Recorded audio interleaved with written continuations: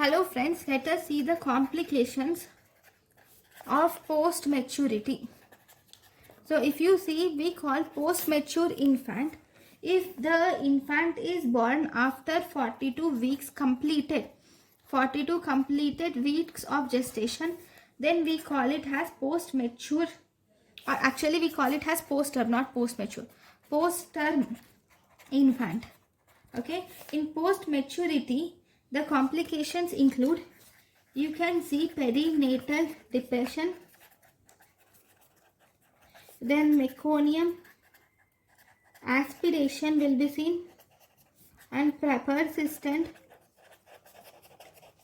pulmonary hypertension is seen with hypoglycemia and hypocalcemia, then also polycythemia. So these are the complications of post-maturity. Thank you.